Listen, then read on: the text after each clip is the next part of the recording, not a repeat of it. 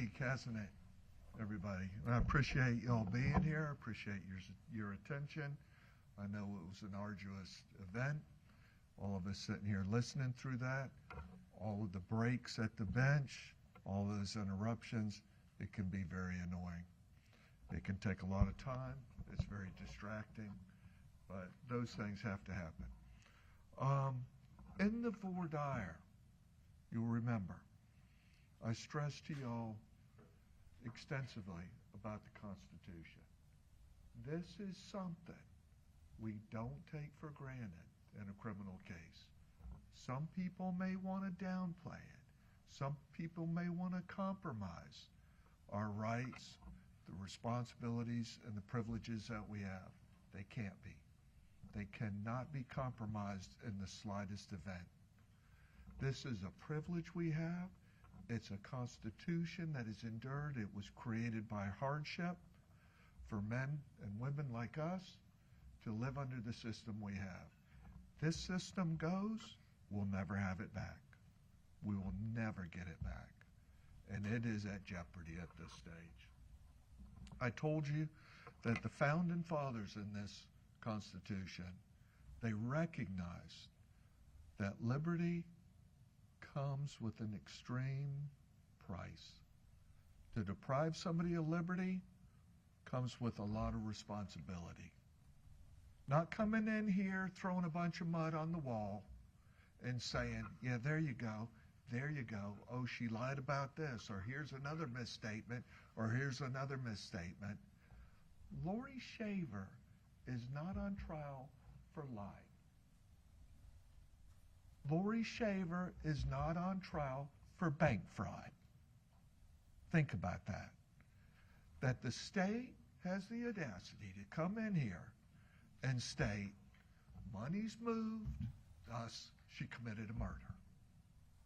Guns were sold, thus she committed a murder.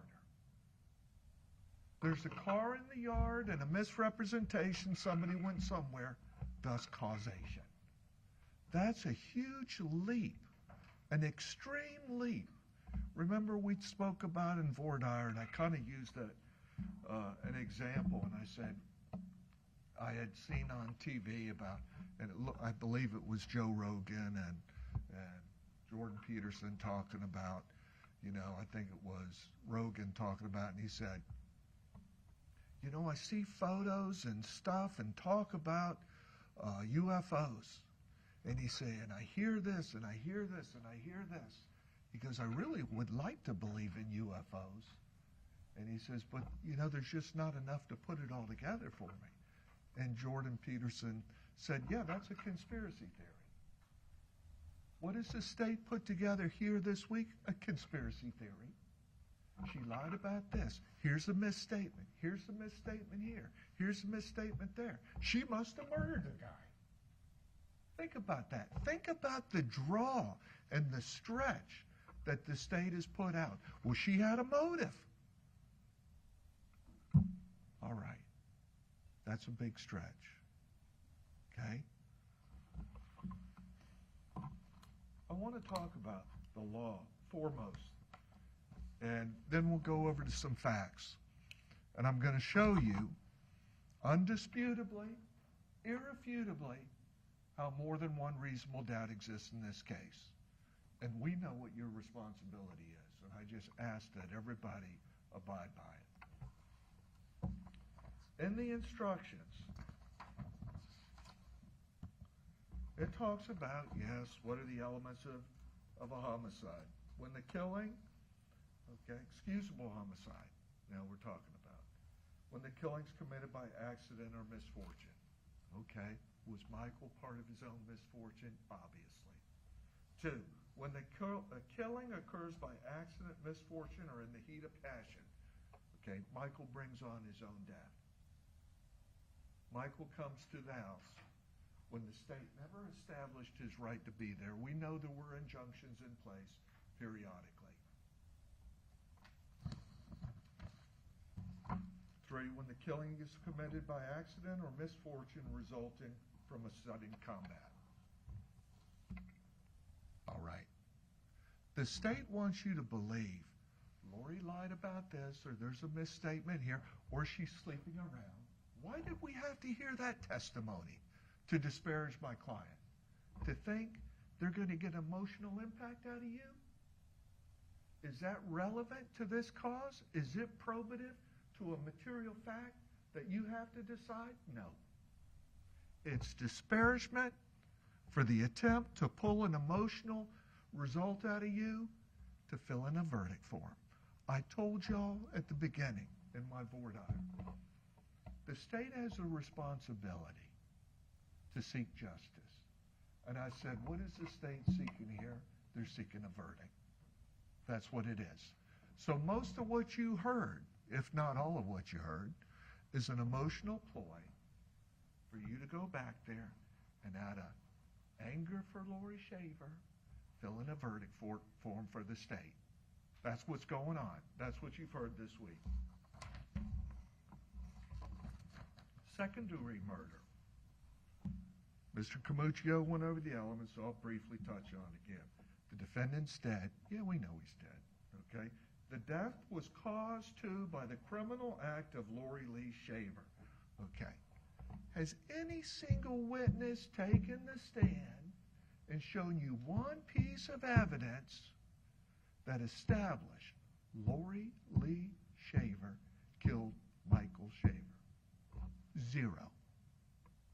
Zero. Case over. Period. What they've done is brought in a bunch of digital data after the fact, after the event, and said, well, she tried to cover it up, or she didn't want to talk to this person, or she didn't want to talk to that person. Well, there's a good reason she probably didn't want to talk to numerous of these people, but a lot of it probably didn't have a darn thing to deal with the death of Michael Shaver. 3, there was an unlawful killing, an act eminently dangerous to another, demonstrating a depraved mind, without regard for human life. Okay. Has anybody established a depraved mind? No. Without regard for human life? No. Laurie Shaver was in her house when she was attacked. That's what happened. Did the state offer any evidence on causation, where this event occurred, how it occurred, any different than what the defendant and her daughter testified to? No. No. In fact, you may remember Tamara Dale. She gets up there, and I talked to her about it. And I said, you don't have any DNA, do you? No. You don't have any prints, do you? No. You have nothing in the scene in the house to suggest any activity, do you? No. You don't have anything in a gravesite, do you? No. You don't have any prints in there? No. You don't have any DNA in there, do you? No. You don't have any gun that links Laurie Shaver to the crime, do you? No. You don't have any confession, do you? No. You don't have any witness, do you? No. She admitted all that. And then her response was, well, how could we solve a murder any other way if we had to have all that stuff? Because you normally have that stuff if a murder has occurred and it's attributable to one person. The state tried to compromise that obligation. Do you remember? Do you remember how? They said, hey, Mr. Camuccio said, you're not going to hold us to that standard like CIS that you see on TV, right? Trying to lower what you could expect to see in this case. You're right, he said that, because he knew he didn't have any evidence. So we wanted to mentally prepare you to get you ready to not see evidence. That's what that was all about. You remember his statement earlier as well? We talked about the burden of proof. You'll remember that. And I talked about it in voir dire, and I talked about it, and I said, it's kind of like a football field. I said, in a criminal case, No, I'm going to object. this is an analogy for closing. Let's have a sidebar, please. Thank you.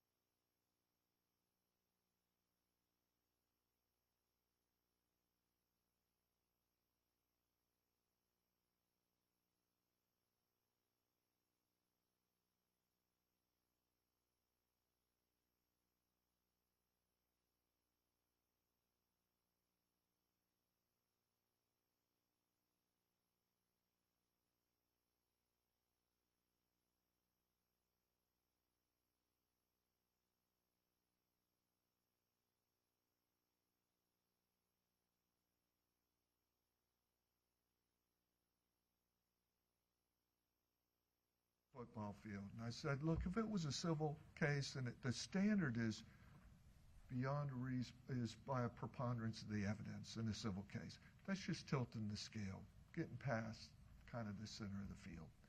But in a criminal case where our founding fathers put the premium on liberty and the obligation on the state, I said it's the highest standard required under the law. You got to be on the end of the field down here.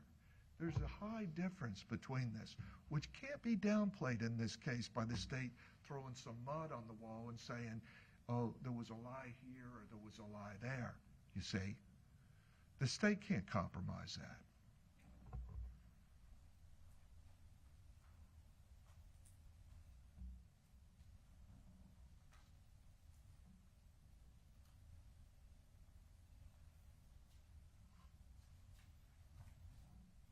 Let's go on a little bit. When we talk about depraved mind, and you hear that word, and you'll have a complete set of these instructions. You go through them at your leisure, need be. Okay, it says, an issue in the case is whether Laurie Shaver did not have a depraved mind, without regard for human life, because she acted in the heat of passion, okay, inadequate provocation. In order to find that the defendant did not have a depraved mind, then it gives you some factors to consider. There must have been a sudden event that would suspend the judgment. B, a reasonable person would have lost normal control. Driven by blind or unreasonable fury, there was not a reasonable amount of time for a reasonable person to cool off, and a reasonable person would not have cooled off before committing the act.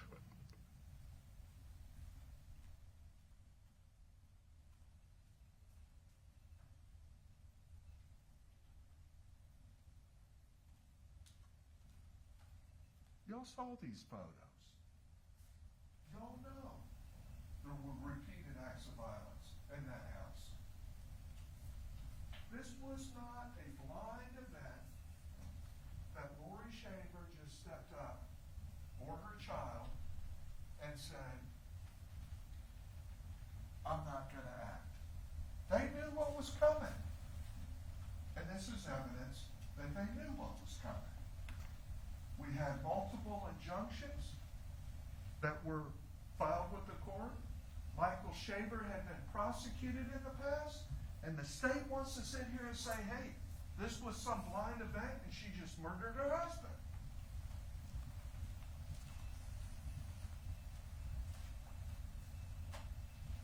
I'd like to hear an explanation for that.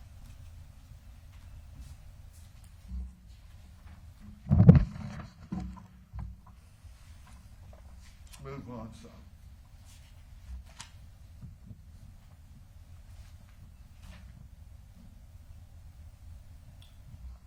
Let's talk, because the state's going to have the last word in this case. They always do. We don't have the privilege to respond to their last word. Okay? Let's think about this. She's charged with accessory after the fact as well as a crime. What are the elements of this offense? And let's think about it.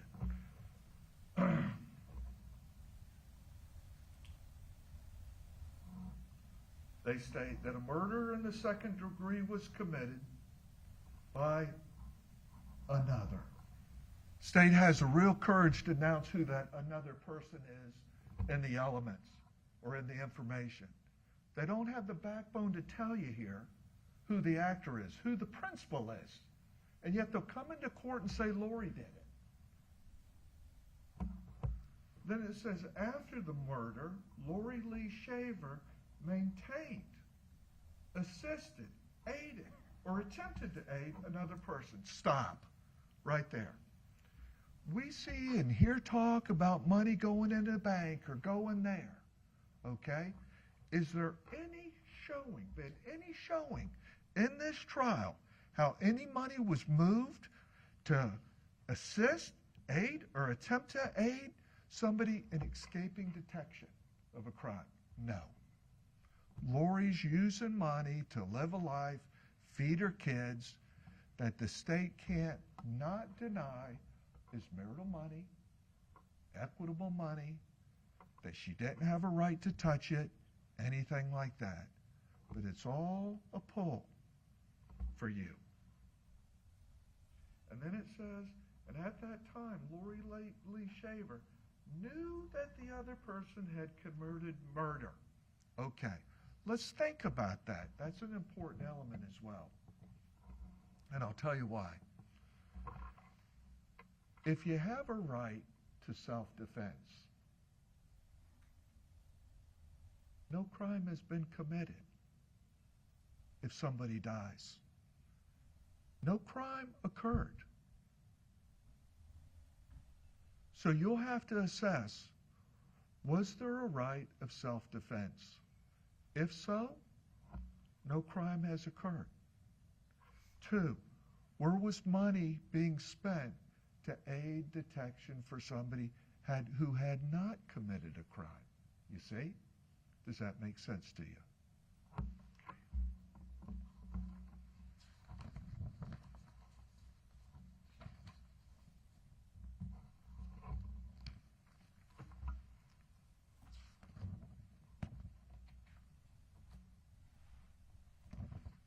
Under the justifiable use of self-defense, it represents, and I'll just highlight some of this for you because I want to talk about facts.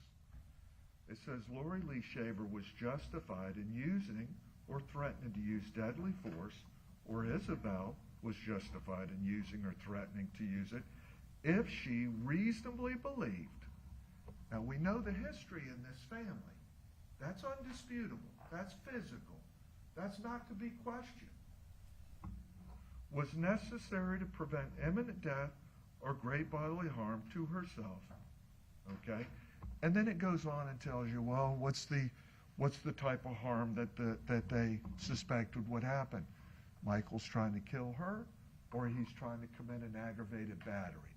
And then the instructions tell you what that is, what the elements of first-degree murder are that Michael's trying to do, or how he's trying to create another hard battery on her, okay? And that's spelled out in these instructions.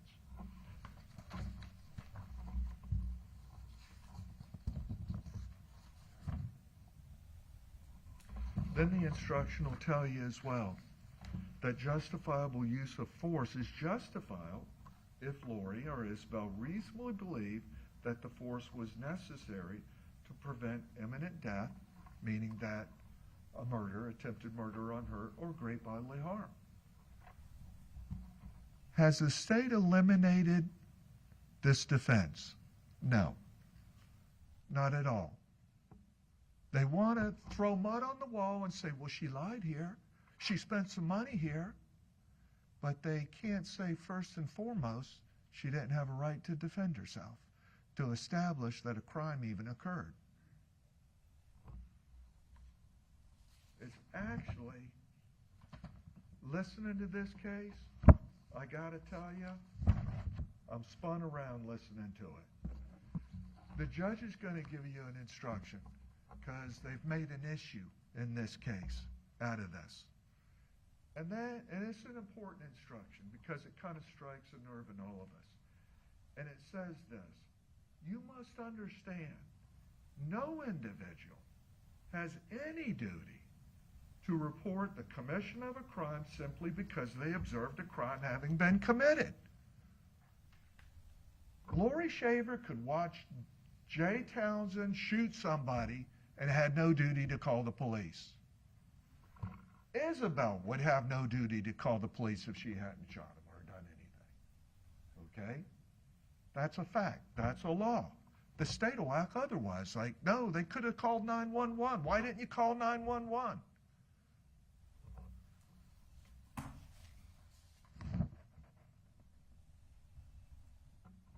Again, we spoke about this in board item.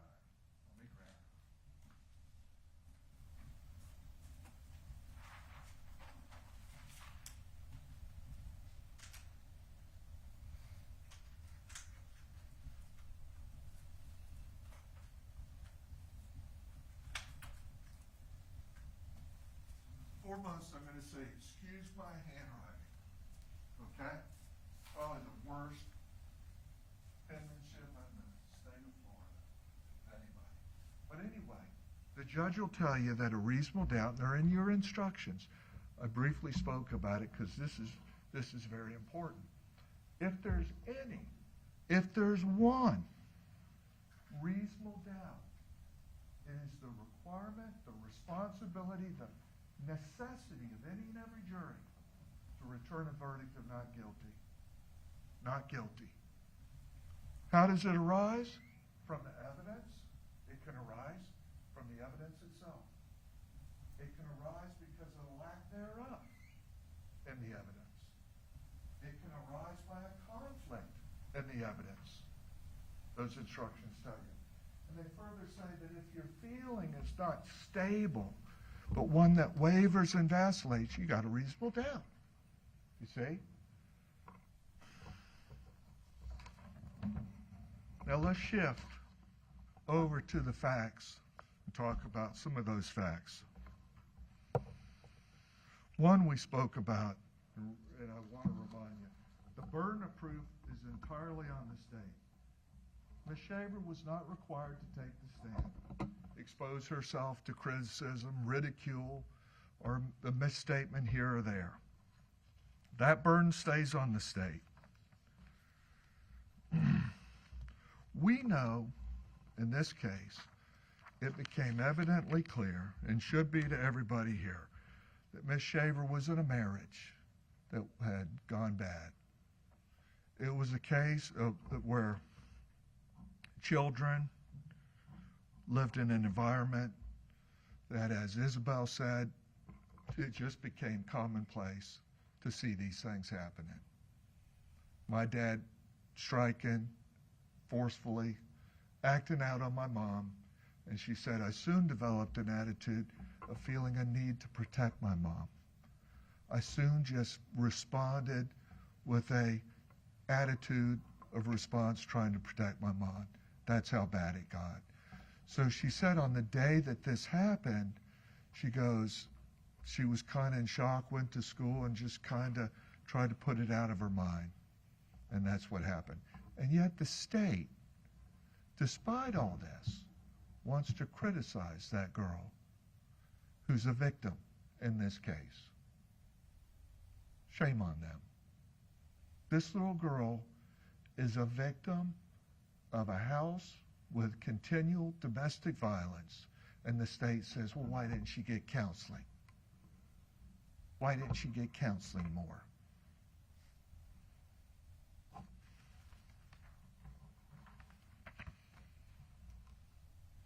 The state chose to ignore this girl. She was brought to their attention, as well as Mr. Ballou. Mr. Ballou had prior tensions with Mr. Shaver. That's why his name was mentioned. Mr. Townshend's name was given to the state. The state took no aggressive action to look into this case. I asked Tamara Dale, state talk to you about this? Did you make any efforts to go see her? Not ask Kelly Johnson, hey, if she wants to come by, why don't you just bring her over?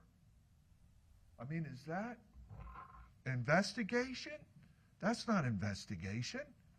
That's just saying, bring us some evidence. We'll maybe look at it. State was aware of the domestic violence in the house. They had evidence. They had prosecuted Mr. Shaver for a battery. They knew about it. Wilma Nichols gets up there on the stand and says, yeah, well, Michael's story at an earlier date and time was that his wife attacked him. I said, are you talking about the same incident where he was prosecuted and the state went after him? Well, yeah. Yeah, that had a lot of merit, didn't it? There was nothing contrived by Laurie Shaver and this minor child. Now listen to me. The judge is going to tell you, you had the privilege of believing all, some, or none of the witnesses' testimony. So if you find that there was misrepresentations by Laurie Shaver here or there or one way or another, okay, you can disregard those. You can say, I don't believe that truth. But again, whereas the state led you to believe that Laurie Shaver killed Michael Shaver, they haven't. There's no evidence in that regard.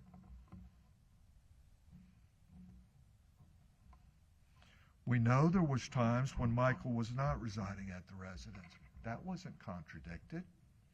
His former girlfriend gets on the stand and says, yeah, he was living at the hangar here and there. Laurie said, I let him in the house. There were injunctions. He was coming and going. Did the state offer evidence that there was not an injunction or he was not restrained from the house, not permitted into the house on a date specific when any homicide occurred? No. No.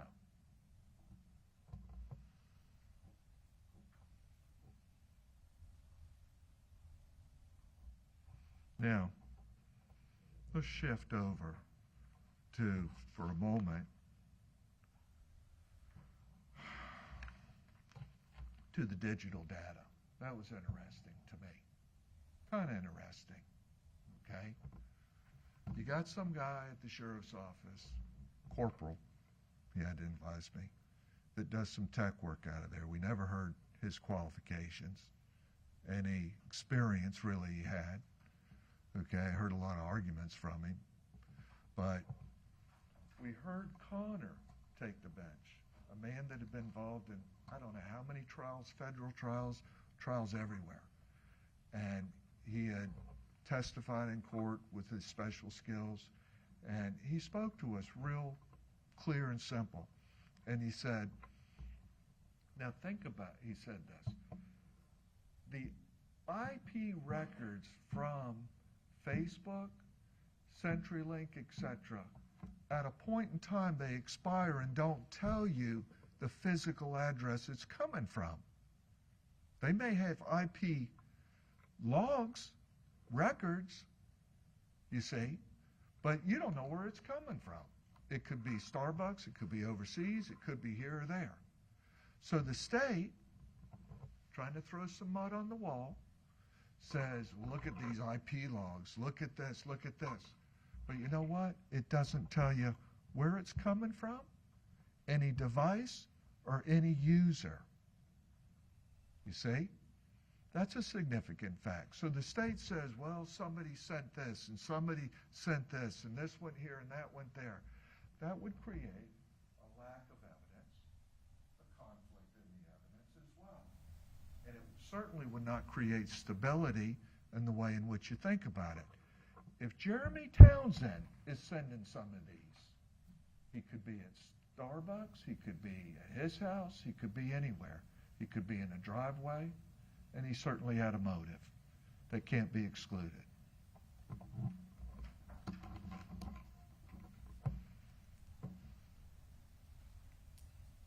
Now, this child wants to be the state disparages this child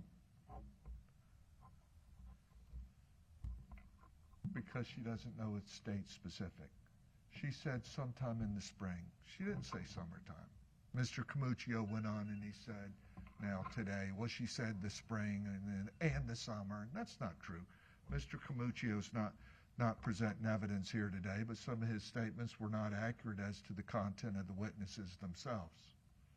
You'll have to rely on your memory, the notes you've taken here.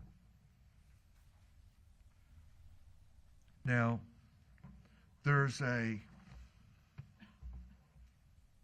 discrepancy exactly, precisely, in what Laurie said and what Isabel said. Isabel, I believe, says, and you have to rely on your memory, she made some statement to the extent Jay threatened to kill us or something of that nature. Laurie said he implied it or something to the children. There was a little discrepancy, but they got the message loud and clear, okay? Don't tell anybody or you guys are going to get in trouble and you're going to be harmed. So, one, she doesn't have a duty to report anything, and somebody's threatened her.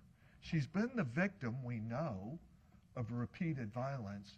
It kind of makes sense this woman doesn't want to come forward with that kind of threat against her. It kind of makes sense that Isabel is not going to school and wanting to tell everybody all about it as well. Now, let's talk about a little bit about this shooting. The state's made issue of this, and I want to bring something to your attention, and I hope you picked up on it in trial. We heard from Dr. Shaw, the medical examiner. And we heard several things I did, and it was brought out through his testimony.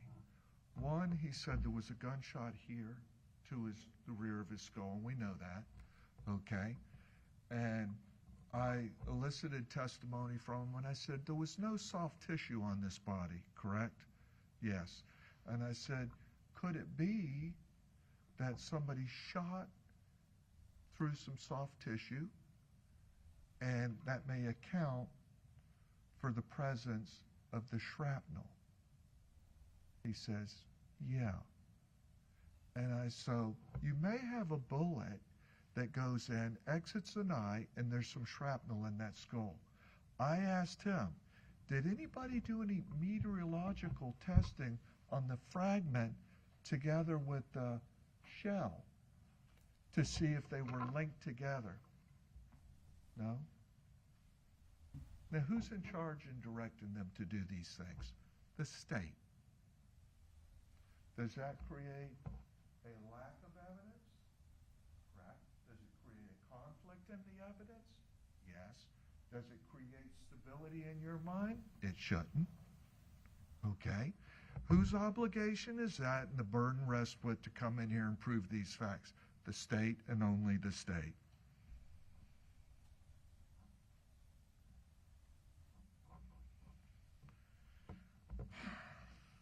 Now, one thing further I brought out through Dr. Shaw, and I know you all probably heard it. I don't know if you picked up on the significance of it at that time. But I asked him about injuries and the nature of the injuries that existed on this body. And I said, were there post-mortem injuries to the body? And he said, yes, there were. And he noted several ribs. And he said those were post-mortem injuries. And I said, when we talk about post-mortem injuries, how do you identify them? And he described about buccal fractures in the ribs and the way to identify it. And he said, this is where the body is broken after the death, and there's a discoloration in the ribs here and there. And I said, Could that be accounted for? And he said that can be accounted for by moving the body. I said, correct. So Jereme Townshend logically tells Laurie Shaver, I'll take care of this. She understands they got property elsewhere, logically. That body disappears at that time. Now, when did the body logically and arguably show up? When, after that shooting, when Laurie said, it's over. It's over. Okay? She even took the stand, and I thought this was kind of sad listening to this. And after all the violence she incurred, she started crying and saying, I still loved Michael. So we know any relationship between these two was logically over. Now, maybe, and I don't know, we talk about flowers being sent, cards being sent. Was that sent by Laurie maybe to make sure Jeremy's not coming back? Maybe to get him in trouble with his wife? Possibly. You may interpret it that way.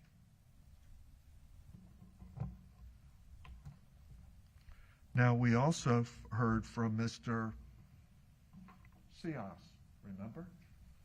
And the state called him. It was their witness. And he said, I asked him this, didn't you call Laurie, advise her somebody was trespassing on your property? Yeah, she was gone, and I saw somebody trespassing. Who had any motive to come back to that property, deliver something back to that property, if it had been removed? Jereme. You see? That fits together a little tighter. Now, talking about that gravesite, did the police think about the depth of the site, the height of Mr. Townshend versus Laurie Shaver? No. Never even analyzed that mentally. It's not that difficult to think about that. Okay? Also, there's a blue tarp in the grave. Right? We heard all about that. And I said this, and I don't know why this wasn't done. We had told the state about Jereme Townshend.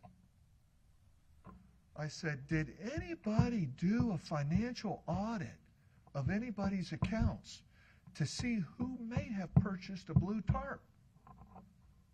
No.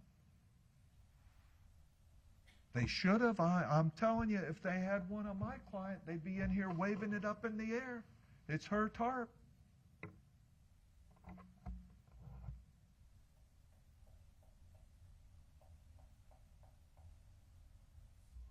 Lack of evidence, conflict in the evidence.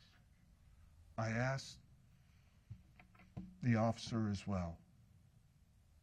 I said, did you guys, I said, you didn't find any prints on that tarp, did you? Now, I like the way the state tries to cover some of these lack of evidence up. Okay, I really kind of got entertained by it at a point. They'd say this, well, you weren't surprised, officer, that given the evidence was degraded that you couldn't find that, could you? No. And I'd say this, hey, what do you mean degraded? The evidence may have never been there in the first place. It could have been degraded when it went into the ground, and evidence was put on it prior. How do you know the condition of the item before it went in the ground? But they had to acknowledge that, yeah? So the state would repeatedly, to try to cover up the lack of evidence, well, you're not surprised at this. It was all degraded. You wouldn't expect it to be there, would you? No, no, no. So that's how they try to defend themselves against the lack of evidence. We saw that repeatedly in this trial.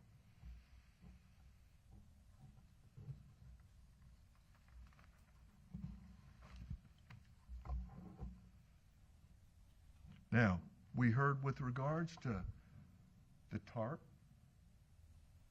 the state never investigated it. One, party with the burden of proof. Two, we heard Laurie and Isabel both take the stand. We didn't have one. We didn't have one. Now, that logically goes with the theory that that body had been off the ground, off that site, because it comes back to the property and it ends up in the gravesite. Can we assume that Mr. Townshend put that in there with the straps, wrapped it up, took it off-site, damaged the body, brings it back and puts it in the grave? That's a logical conclusion. I asked the investigator, I asked the tech people, listen, were there any telltale signs on that tarp that tarp had been dragged across the yard? Huh? What do you mean? I said, did you ask for any kind of chlorophyll testing underneath it to see if it had been dragged by somebody? No.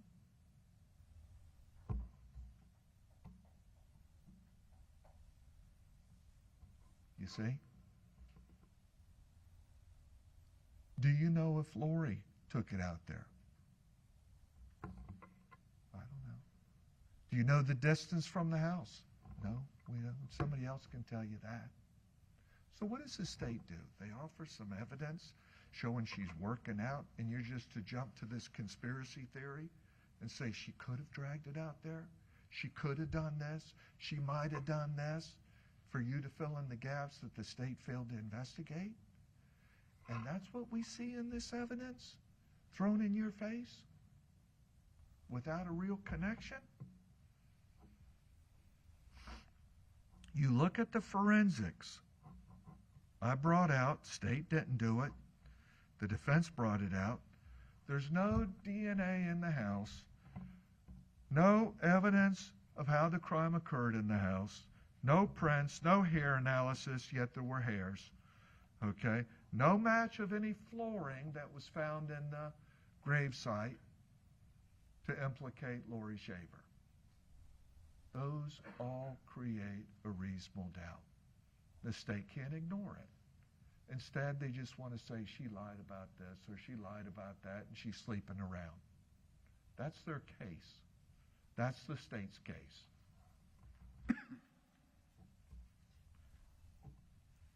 Now think about the gun we heard about. We have a gun in evidence. Again, kind of a comical display to me. You get this lady up there, and she goes through this litany as to her experience and everything.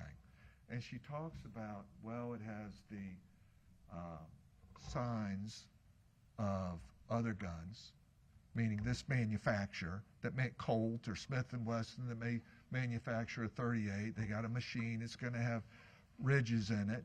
They all have that common characteristic. Millions of them, okay? But she can't identify any specific features of the gun. She can't narrow it down from millions to say it's this gun. Wow. Wow. So the state says it can't be excluded? Oh, no, it can't be excluded. Right. That's reliable evidence for you to hang your head on and to fill out a verdict for the state? No. The state's position is, well, we don't have to prove this case by 100%. No, they don't. Okay. That's not the requirement. We know what the requirement is.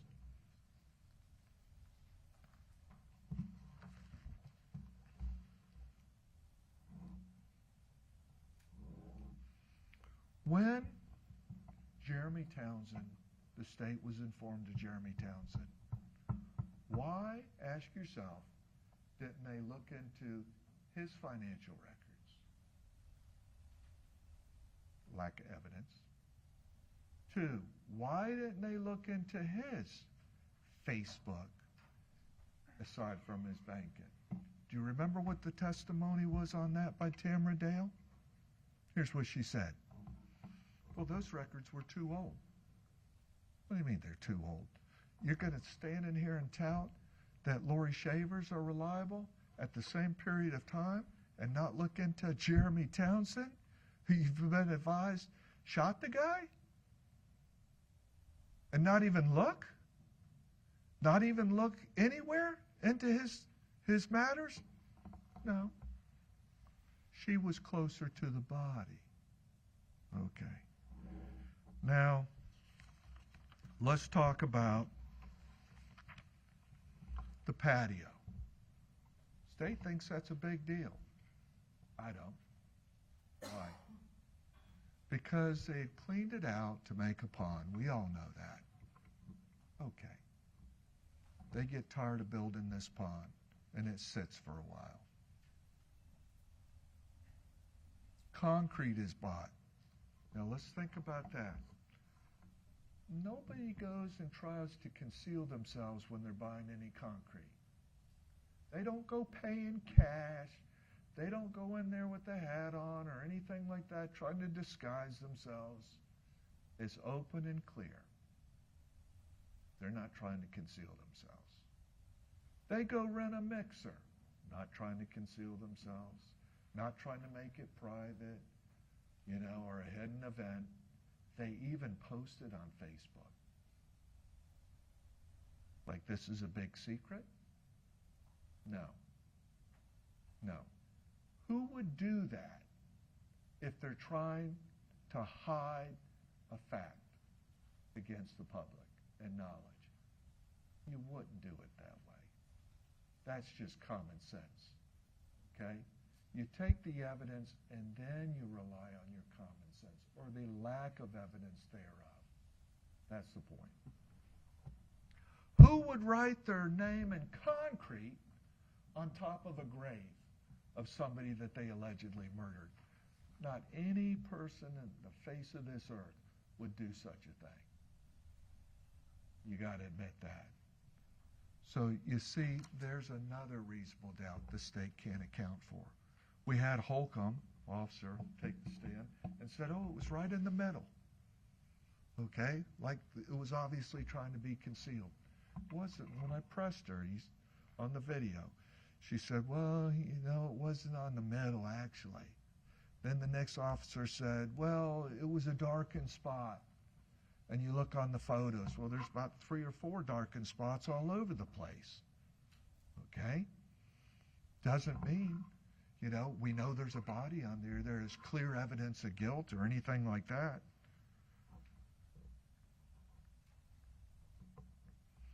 I want you to think about all those things that create a reasonable doubt.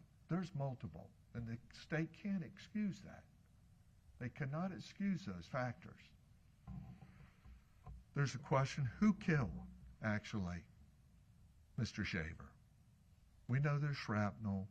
We know there's one fragment, but the shrapnel could have been a second shell. We know that from Shaw himself. Has the state eliminated self-defense? No. No, they haven't. Who has that burden exclusively and only? The state. We know this is a violent man who most likely didn't have a right to even be in the house. Is there evidence that the body was moved? Yes, there is. Has the state refuted that? No. Why no forensic audits? None. Now again, the state is looking for a verdict on something. Give me something. Give me something. So they got lessers, a primary, and an accessory. You have to understand, Laurie Shaver is not guilty. She's not guilty. Don't be pulled into an emotional game trying to compromise, thinking you're doing justice one way or another. You have to understand that. Laurie Shaver is not guilty of any crime. She has not committed a crime. The state has not refuted it through an investigation and presentation of evidence in this case. Again, I'll remind you with regard to the crime of accessory, it must first be established that a crime was committed. If there was a right to self-defense, no crime has been committed. You see? and there is anything that Laurie Shaver did was lawful.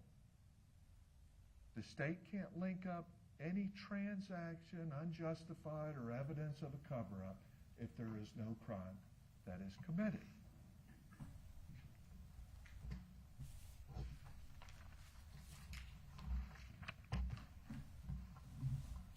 Likewise, the crime of accessory must establish a firm timeline as to when the crime occurred. You're not at liberty to say, well, the state says this and Laurie says this. Let's just pick a number. Could have happened between this date. The court will instruct you that that accessory requires the completion of one event before the start of an accessory offense. Okay? Has the state firmly established that? No. What they do is they say, well, there is, he didn't show up at work, so you gotta assume that she murdered him. And then let's take the next step and say all this stuff was to aid or assist in concealing an offense versus living expenses and money that she had a right to touch and use. An accessory, when you see accessory, normally what you would see is somebody buying somebody a flight ticket to leave town, putting them in private housing, doing things to conceal them in that manner. Not living like this.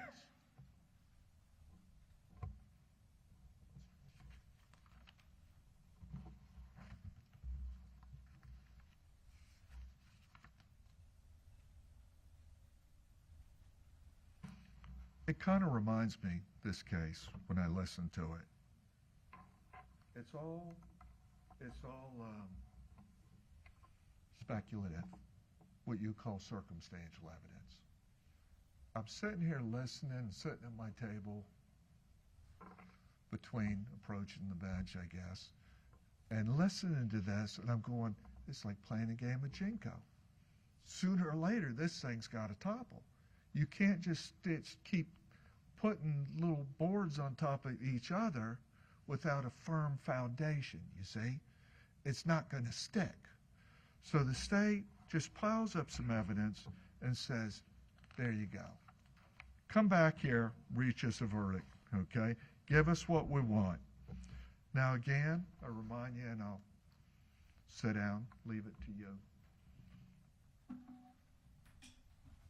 The people that may have been misrepresented, the people that any lies or misstatements were given to, really are not relevant in this case. Laurie's not on trial for lying. She's on trial for murder. Any misstatement must have been to make and conceal a crime which never has occurred, you see. If she lied about Michael where he was or what happened or where his tools were or where he'd been, is not really relevant in this matter. So don't be distracted in that regard.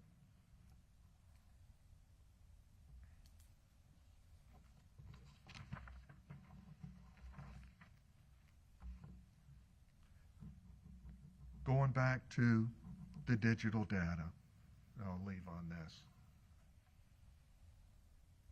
Remember, I asked these witnesses, did you find anything in the digital data that announced or indicated somebody had shot anybody? No. Did you see any evidence in the digital data of any effort to conceal a crime? No. Could you tell me where this was coming from physically? No. Could you tell me who was using the device? No. So what did we have? I found it, I don't want to say it, but we get memes thrown in front of us and some emails from this place to that place, and you're supposed to say, let me hang my hat on this meme. Sometimes you got to burn a bridge and move on. That means Laurie Shaver killed somebody? And that's what the state is asking you to hang your head on and just pile up a bunch of memes like a Jinko game? No. That's not how you prove a criminal case with suspicion, bare innuendos, without physical evidence of guilt.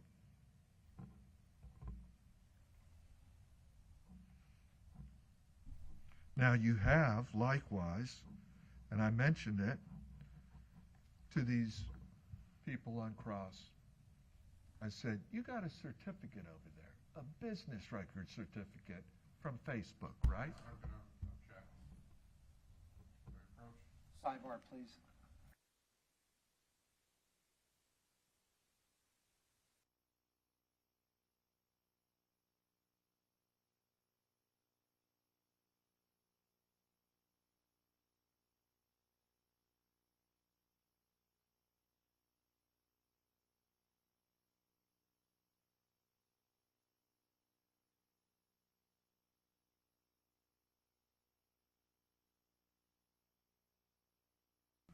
Business record certificates from Facebook.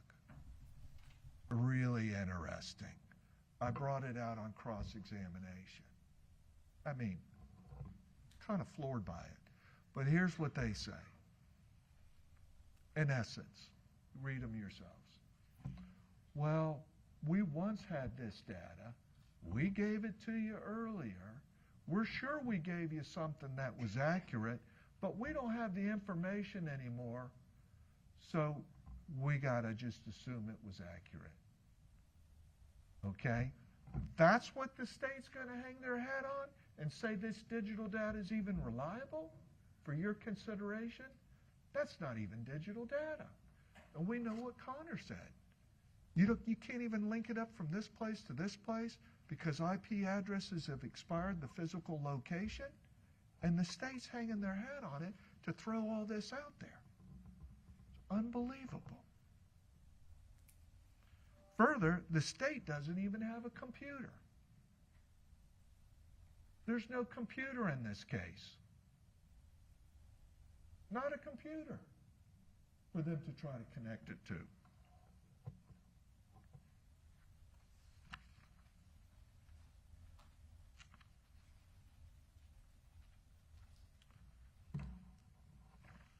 I want you to think about these factors. This is where, ladies and gentlemen, my power ends. This is where yours begins under our Constitution. I can only ask, I can only beg you to do your duty. Don't compromise your duty. I've listed to you multiple reasonable doubts in this case. They should never be compromised by any single one of you. I asked each and every one of you as well to please hold your verdict, and if it disagrees with other ones on this verdict, on this full jury, that you please hold your ground. I've shown you everything, every way the state has failed in this cause. Don't be misled, I ask you. The state will have the last word in this case. They always do. Wasn't like that always when I practiced law, but it is now. But as Mr. Camuccio speaks, I ask you to listen. Give him the due concern that you've given me. But I ask you to ask yourself, as he speaks, what would Mr. Wiggs point to refute that? Have you answered Mr. Wiggs's questions? What about this question? What about the grave? What about the lack of evidence? What about the gun? Let's hear an answer to all these things. He can't give you an answer. So I ask that when you go back there, I know the answer, which should be given by you, but I can't do it. But I ask you to do the right thing and come back on all counts, all issues, and do justice, not seek a verdict for the state. Seek justice, as I've asked, and return a verdict on all counts of not guilty. Thank you.